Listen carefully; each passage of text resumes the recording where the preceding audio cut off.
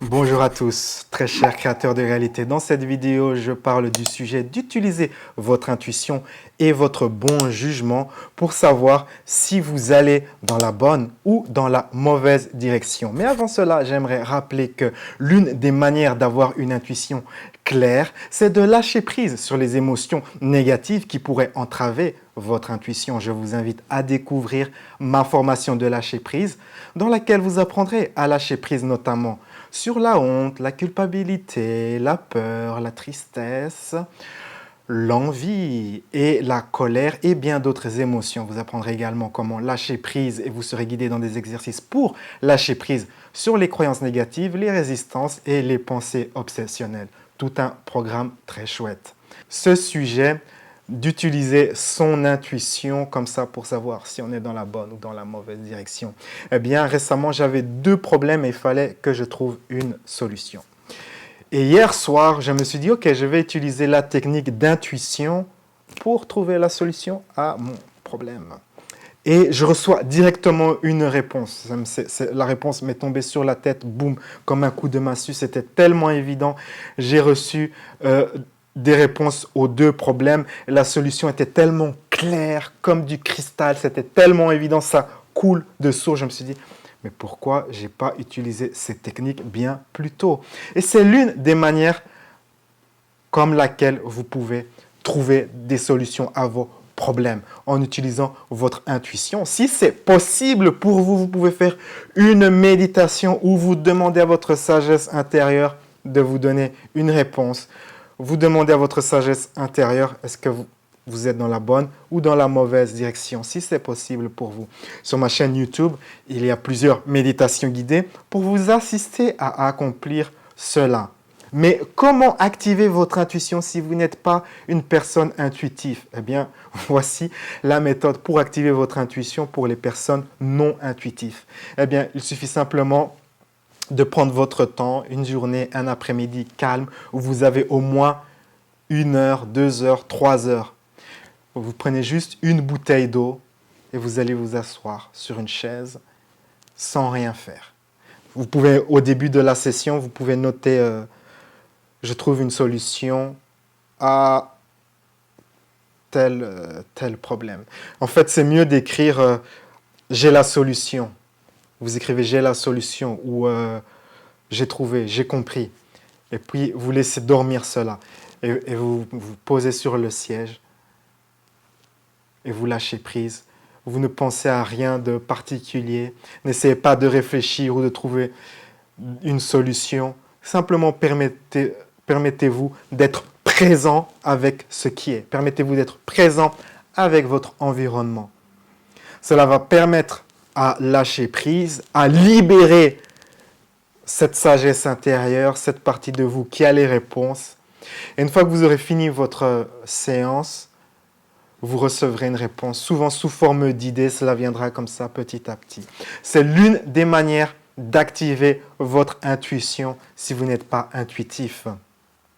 Alors, sur la question de savoir êtes-vous dans la bonne ou dans la mauvaise direction, eh bien, lors de ma séance hier soir, j'ai reçu des informations à ce sujet. Êtes-vous dans la bonne direction? Si vous êtes dans la bonne direction, eh bien, vous allez vous lancer dans un projet et la difficulté de ce projet sera constante. En fait, peut-être qu'il y aura des obstacles, mais la difficulté à surmonter ces obstacles sera constante. Ou ce sera décroissante. Il y aura de moins en moins de difficultés, c'est de plus en plus facile, ou il n'y a pas de difficultés. Vous allez dans la mauvaise direction si la difficulté à surmonter un obstacle va de manière croissante. Il faut faire deux fois plus d'efforts pour passer un obstacle. Puis il faut faire 3 fois plus d'efforts, puis 4 fois plus d'efforts.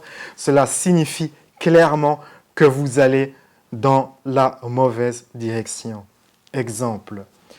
L'un de mes projets récents, c'est les investissements dans tout ce qui est crypto-monnaie. Je me suis lancé avec 700 € et maintenant je gère un portefeuille de plusieurs milliers d'euros. Mais le jour où je me suis lancé, il y a un autre gars qui s'est lancé en même temps que moi. On était dans le même groupe d'investisseurs sur une plateforme où les investisseurs peuvent discuter ensemble. Il s'est lancé avec 2000 €. Après une semaine, moi j'étais à plus 11%. Après 2 semaines, j'étais à plus 20%. Et après un mois et demi, j'étais à plus 30%. Tandis que mon collègue, mon gars là, lui, il a perdu 700 € dès la première semaine. Sa stratégie, c'est de faire des coups. Ma stratégie s'appelle DCA, c'est la stratégie des investissements programmés qui est centrée vraiment sur la gestion de votre argent. Mais lui, il veut faire des coups. En théorie, vous pouvez faire des coups avec les crypto-monnaies. Par exemple, j'ai investi dans Wave. Wave, dans mon portefeuille, a monté de plus 162%. Donc, si vous auriez mis 2000 € le même jour, vous seriez avec un bon pactole. C'est en théorie. Dans la pratique, c'est très difficile de gérer le timing, d'être au bon moment, d'acheter au bon moment, de vendre au bon moment. C'est très, très, très difficile. Et le gars, là, lui, il essaye de faire des coups. Il entend, ah ouais, je vais faire un coup. Il met une grosse somme sur une crypto. Mais souvent, ce qui se passe, c'est qu'il est à la fin de la phase ascensionnelle. Si vous entendez qu'un truc, c'est bien sur Internet, c'est probablement que c'est déjà la fin, en fait. Il fallait être là longtemps avant. Et donc, lui, il a perdu son argent. Maintenant, il est toujours sur le marché des cryptos, mais son portefeuille, ça va très, très mal. Or que moi, je vais bien. Il n'y a pas eu de difficulté dans ce nouveau projet. Ça a été très facile. J'aime étudier les projets des cryptos. J'aime prendre du temps, voir où ce que va aller le marché dans 10, 15, 20 ans, etc. Et c'est aussi l'une des manières d'activer votre intuition sur un sujet en particulier. C'est d'étudier profondément un sujet.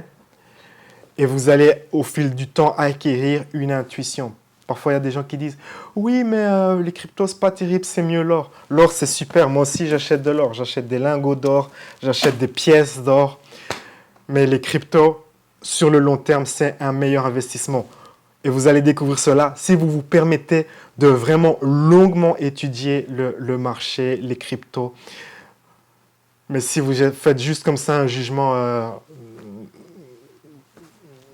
à première vue, les choses ont l'air toujours pas terribles. Peu importe le sujet, à première vue, c'est toujours pas terrible.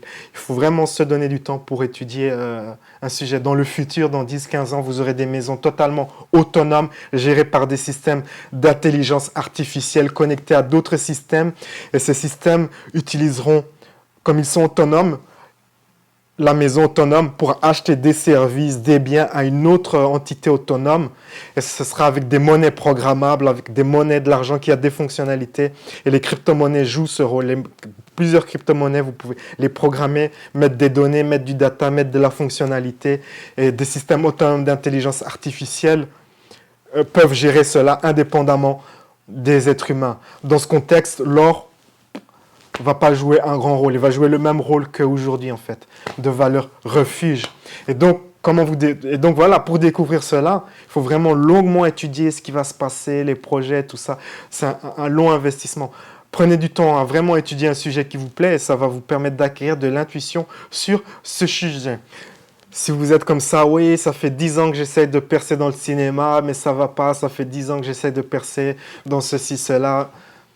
Il faut vous demander, est-ce que vous êtes vraiment sur le bon projet, dans la bonne direction?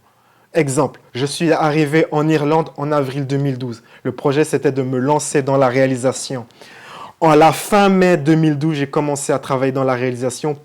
J'étais réalisateur pour un clip de musique pop. Je réalisais leur clip vidéo. Je réalisais les effets spéciaux de leurs grands shows comme ça.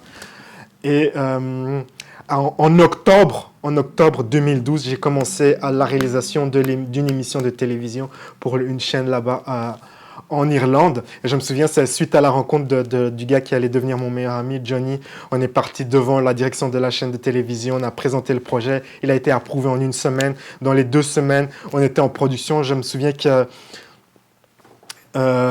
manquait du matos. Je ne sais pas si vous savez comment fonctionnent les productions audiovisuelles, mais souvent, c'est donc une chaîne de télé commande un programme télé à une entité. Cette entité va produire ça de manière indépendante et la chaîne de télévision achète le programme. Donc, c'est comme ça qu'on fonctionnait. Et donc, moi, j'étais l'entité, j'avais mon studio et tout ça, mais j'étais spécialisé dans tout ce qui est effets spéciaux, montage, et il me manquait du matériel, il me manquait tout ce qui était électrique, en fait. Tout ce qui est éclairage et machin, tous ces trucs en fait. Et puis là, j'ai eu un autre ami et il m'a dit mais j'ai une société qui gère cela. tu me mets dans les sponsors de l'émission et tu peux utiliser mon matos gratuit. Et donc voilà, j'avais tout en fait. J'avais toute l'équipe, tout s'est bien passé, il n'y a pas eu de difficulté. Ça, c'est vraiment un signe très très fort que vous êtes dans la bonne direction. Par rapport à un signe que vous êtes dans la mauvaise direction, vous avez très peu de signes, très peu de résultats. C'est de plus en plus dur d'avancer. Demandez-vous, est-ce que je suis dans la bonne direction? Posez-vous la question. Est-ce que je suis dans la mauvaise direction? Dans la mauvaise direction, si la difficulté va de manière croissante et si je ne vois pas de résultat du fruit de mon travail, pensez-y. Ceci conclut cette vidéo. La vie est un voyage. Appréciez la balade. Ciao, ciao.